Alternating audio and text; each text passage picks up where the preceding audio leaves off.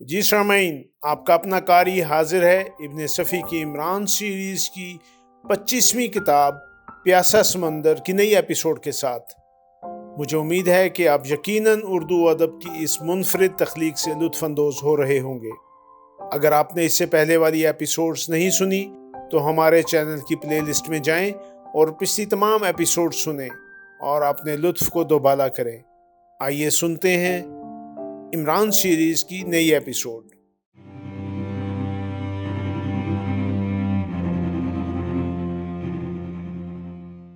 اندھیرا پھیلتے ہی شمی کا اضطراب بڑھنے لگا۔ آج اس نے تہیہ کیا تھا کہ سنہری لڑکی کو گھر ضرور لائے گی۔ پاپا آج بھی تجربہ گاہی میں رات بسر کرنے والے تھے۔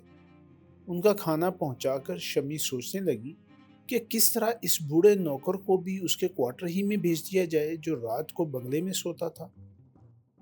وہ اسے بھی بنگلے سے ٹال دینے میں کامیاب ہو گئی تھی اور اب اسے سنہری لڑکی کا انتظار تھا۔ اس لیے وہ اندھیرا پھیلتے ہی کچن کی کھڑکی میں جا کھڑی ہوئی تھی اور اس کا دل بڑی شدت سے دھڑک رہا تھا۔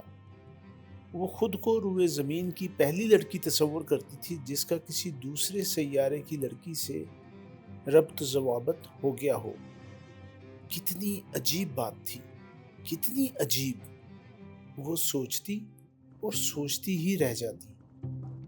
سپارسیہ یا زہرہ والے کتنے ترقی یافتہ تھے۔ انہوں نے ایسی مشین بھی ایجاد کر لی تھی جو خیالات کی ترجمانی اسی زبان میں کر سکے جس زبان سے وہ خیالات متعلق ہوں۔ اس مشین نے اسے سچ مچ حیرت میں ڈال دیا تھا۔ ویسے اسے پچھلی رات سنہری لڑکی کی آواز بالکل سپاٹ اور ہر قسم کے جذبات سے عاری معلوم ہوئی تھی، مگر ہو سکتا ہے وہ اس کی آواز ہی نہ رہی ہو۔ ہاں ٹھیک تو ہے، وہ تو محض خیالات کی ترجمانی تھی۔ ہو سکتا ہے کہ وہ آواز بھی مشین ہی کی پیداوار رہی ہو۔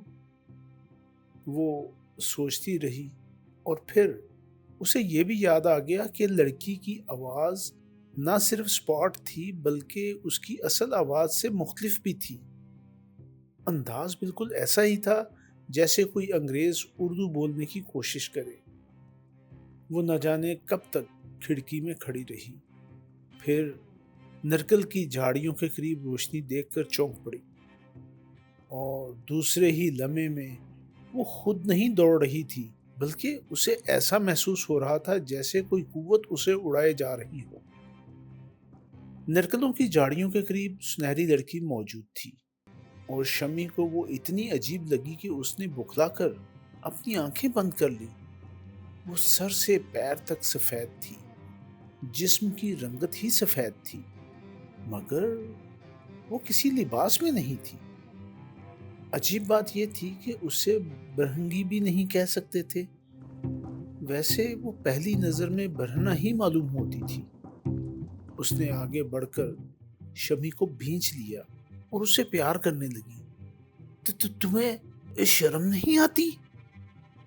شمی ہکلائی، مگر لڑکی شاید سمجھی ہی نہیں کہ وہ کیا کہہ رہی ہے۔ پھر وہ اسے نرکل کی جھاڑیوں کی طرف کھینچنے لگی اور تھوڑی دیر بعد وہ پچھلی ہی رات کی طرح ایک راز میں بیٹھی ہوئی تھی۔ شمی اس کی طرف نہیں دیکھ رہی تھی، خواہ وہ کسی قسم کا لباس ہی رہا ہو، لیکن شمی کے لیے آنکھیں اٹھانا دوبھر ہو رہا تھا۔ سنہری لڑکی نے اس کے سر پر چمڑے کا خود رکھ دیا اور شمی کے کانوں میں پھر وہی پچھلی رات کا سناٹا گونجنے لگا۔ دفتن اس سے کہا گیا، کیا تم آج مجھ سے کچھ خفا ہو؟ نہیں تو؟ مگر تم… ہاں بولو، خاموش کیوں ہو گئی؟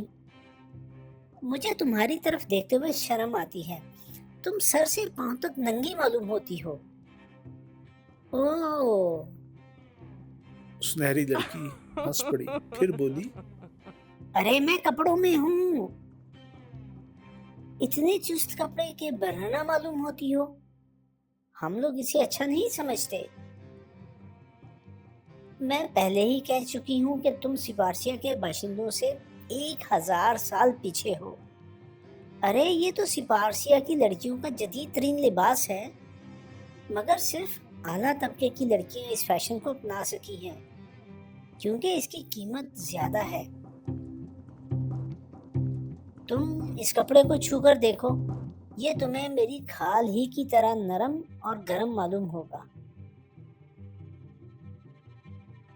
نہیں، تم نہ پہنا کرو ایسا لباس جو جسم سے چپک کر رہ جائے۔ میں تم سے بے حد محبت کرتی ہوں، اس لیے کہہ رہی ہوں، ورنہ مجھے کیا۔ اچھا، اب میں تمہارے سامنے نہیں آؤں گی اس لباس میں۔ ٹھہرو، میں ابھی اپنا لبادہ پہنے لیتی ہوں۔ اس نے فیگراز کی ایک چھوٹی سی الماری سے اپنا نیلے رنگ کا لباس نکال کر پہن لیا، پھر بولی، اب تو دیکھو میری طرف۔ اب دیکھوں گی۔ شمی مسکرائی۔ ہاں ٹھیک ہے، تم مجھے اس لبادے میں بہت اچھی لگتی ہو۔ یہ تو اب سے 5000 سال پہلے کا لباس ہے۔ چونکہ مجھے قدامت میں تھوڑی سی رومانیت نظر آتی ہے، اس لیے میں کبھی کبھی تفریحاً قدیم لباس استعمال کرتی ہوں۔ اگر سپارسیہ میں کوئی مجھے اس لبادے میں دیکھ لے تو شاید پاگل سمجھے یا بھوت سمجھ کر چیخنا شروع کر دے۔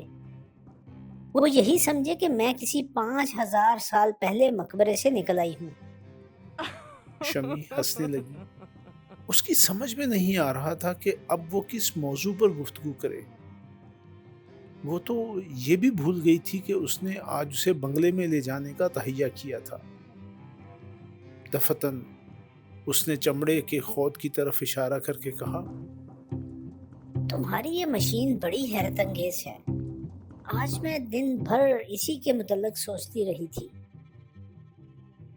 اوہ، یہ کپل ٹیگوز، یہ تو ہماری 200 سال پرانی ایجاد ہے اور اس کا ماڈل تو بہت پرانا ہے۔ اب تو ہم ایسے کپل ٹیگاز بنائے ہیں جن میں تاروں یا برقی خزانوں کی ضرورت نہیں محسوس ہوتی۔ آج میں ویسا ہی ایک سیٹ لائی ہوں۔ یہ تو کل جلدی میں اٹھا لائی تھی اور یہ یہیں فیگراز ہی میں پڑا رہ گیا تھا۔ اچھا، اب اس ٹوپی کو اتار دو، میں تمہیں جدید ترین کپل ٹیگاز کا تجربہ کراؤں گی۔ شمی نے خود اتار دیا۔ سنہری لڑکی پہلے ہی اتار چکی تھی۔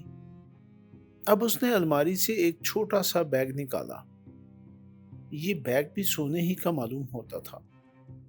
اس نے اسے کھول کر اس میں سے 2 مثلث نما تختیاں سی نکالی۔ یہ بھی کسی چمکدار دھات ہی کی تھیں۔ ان مسلسلوں کے 2 سروں پر پتلے پتلے تار تھے اور تاروں کے اختتام پر چھوٹے چھوٹے ہیڈ فون لگے ہوئے تھے۔ اس نے ایک مثلث اٹھا کر شمی کی ناک کی جڑ سے اس طرح لگایا کہ اس کے ہونٹ چھپ گئے اور مثلث کا تیسرا گوشہ جس پر تار نہیں تھا تھوڑی پر لٹکتا رہا۔ ہیڈ فون میں بگ لگے ہوئے تھے جو کانوں میں پھنسا دیے گئے۔ اس طرح شمی کے دونوں کان اور دہانہ بند ہو گئے، لیکن وہ بآسانی اپنے ہونٹوں کو جنبش دے سکتی تھی۔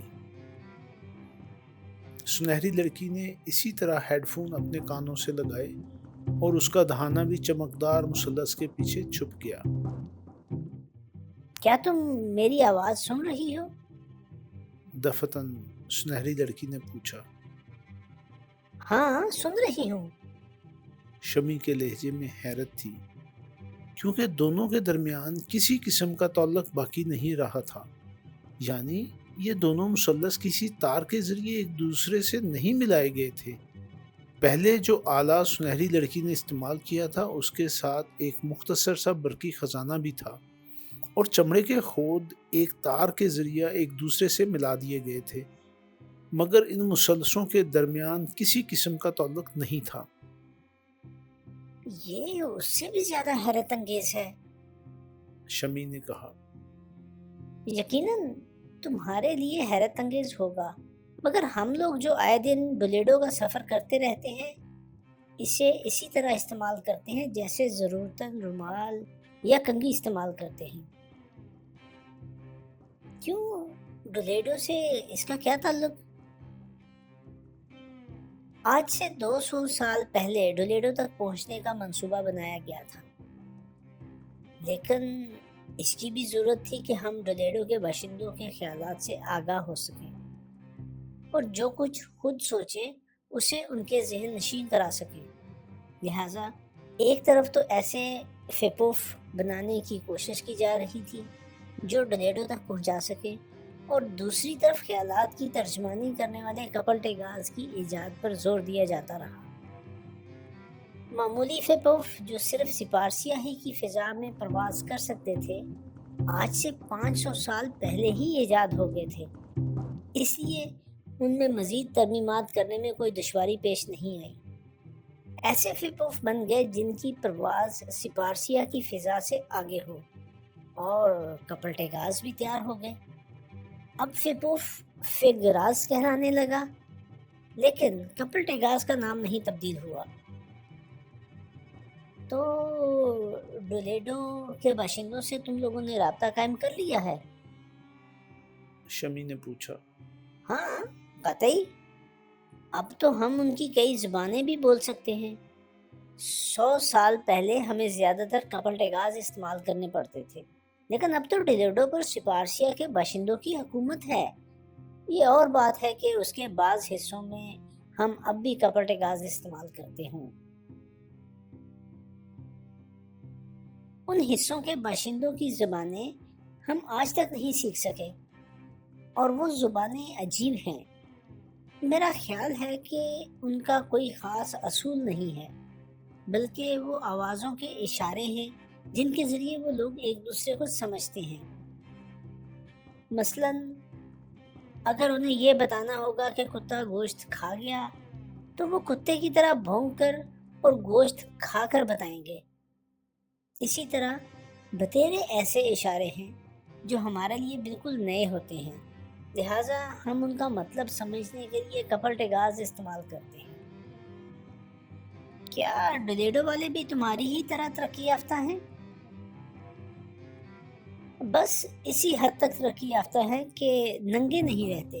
انہیں کپڑا بننا آتا ہے لیکن سینا نہیں جانتے، بغیر سلے ہوئے کپڑوں سے تن پوشی کرتے ہیں۔ تب تو یقیناً ان پر تمہاری حکومت ہوگی۔ حکومت تو تم لوگوں پر بھی ہو سکتی ہے، مگر میں محض تمہاری وجہ سے اسے پسند نہیں کروں گی۔ اوہو، ٹھیک، یاد آ گیا۔ شمی یک بیک چونک کر بولی۔ آج میں تمہیں اپنے گھر لے جاؤں گی۔ نہیں پیاری لڑکی، مجھے اس پر مجبور نہ کرو۔ کیوں؟ اگر کسی دوسرے کی مجھ پر نظر پڑ گئی تو میں زندہ واپس نہ جا سکوں گی۔ تم ڈرتی کیوں ہو؟ میرے بنگلے میں اس وقت میرے علاوہ اور کوئی نہیں ہوگا۔ پاپا اپنی تجربہ گاہ میں ہیں اور میں نے نوکروں کو ان کے کوارٹروں میں بھیج دیا ہے۔ اس کے لیے ضد نہ کرو۔ میں نہیں چاہتی کہ تم بھی کسی مصیبت میں پڑ جاؤ۔ نہیں، میں تمہیں ہر حال میں لے چلوں گی۔ ضد نہ کرو پیاری لڑکی، پتہ نہیں کیسے حالات ہوں۔ مجھ پر اعتماد کرو، کوئی تمہارا بال بھی بہکا نہ کر سکے گا۔ اچھا؟ سنہری لڑکی نے ایک طویل سانس لی۔ مگر آج نہیں، مجھے جلد ہی واپس جانا پڑے گا۔ کل پر رکھو، کل میں فوراً ہی تمہارے ساتھ چلوں گی۔ مجھے بھی بے حد شوق ہے کہ میں ریامی کے باشندوں کے رہن سہن کے متعلق معلومات حاصل کروں۔ اچھا پیاری لڑکی، اب مجھے اجازت دو۔ شمی کو بڑی مایوسی ہوئی اور پھر اسے خود پر غصہ آنے لگا کہ اس نے پہلے ہی یہ تجویز اس کے سامنے کیوں نہیں پیش کی تھی۔ تقریباً 3 منٹ تک وہ فیگراس میں رہی، پھر باہر نکل آئی۔ تھوڑی دیر بعد ہی فیگراز فضا میں بلند ہو گیا۔ جی سامعین، آپ نے عمران سیریز کی نئی ایپیسوڈ سنی۔ مجھے یقین ہے کہ آپ ضرور اس سے محظوظ ہوئے ہوں گے۔ آپ کا قاری آپ سے اجازت چاہتا ہے، مگر جانے سے پہلے ہمارے چینل کو ضرور سبسکرائب کریں، اپنے دوستوں اور دیگر حلقہ احباب میں بھی اسے شیئر کریں۔ ملتے ہیں کچھ دیر کے بعد نئی ایپیسوڈ کے ساتھ۔